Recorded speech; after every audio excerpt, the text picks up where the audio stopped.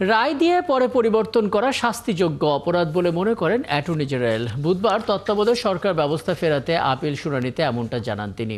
আর বিএনপির আইনজীবী রুহুল কুদ্দুস কাজল বলেন, ওই ব্যবস্থা বাতিল করা ছিল জাতির সাথে প্রতারণা। বিস্তারিত জানাচ্ছেন মাইনুল মারুফ।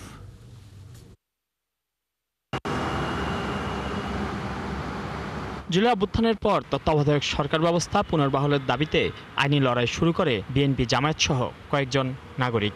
তাদের রায় পুনর্বিবেচনার আবেদন পরে নিয়মিত আপিল হিসেবে শুনানি হচ্ছে সর্বোচ্চ আদালতে। এদিন অষ্টম দিনের মতো যুক্তিতর্ক উপস্থাপন করেন আইনজীবীরা। শুনানি শেষ হয়েছে বিএনপির আইনজীবীদের। আমি আদালতকে বলেছি, অবাধ, সুষ্ঠু এবং নিরপেক্ষ নির্বাচন এটা আমার মৌলিক দাবি। নায়াসিনামাইড ও স্যালিসাইলিক সমৃদ্ধ লিলি ফেস ওয়াশ যা ফেসের ডেড স্কিন সেল দূর করে দেয় দ্বিগুণ ফাস্টার ব্রাইটেনিং।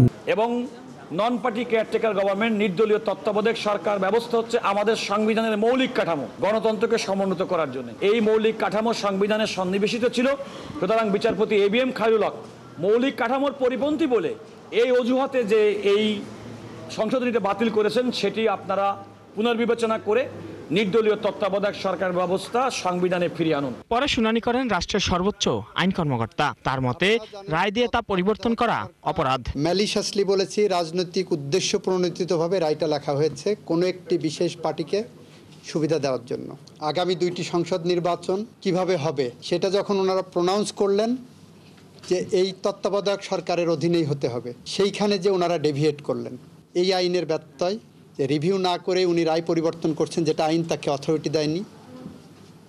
আরেকদিকে বলেছি, এইটা দণ্ডবিধির 219 ধারা অনুসারে শাস্তিযোগ্য একটা অপরাধ। 2011 সালে প্রধান বিচারপতি ABM খায়রুল হকের নেতৃত্বাধীন আপিল বিভাগ তত্ত্বাবধায়ক ব্যবস্থা বাতিল করে রায় দেন। আর সংসদে পঞ্চদশ সংশোধনীর মাধ্যমে সংবিধান থেকে এই বিধান তুলে দেওয়া হয়। মাইনুল মারুফ, 71, ঢাকা।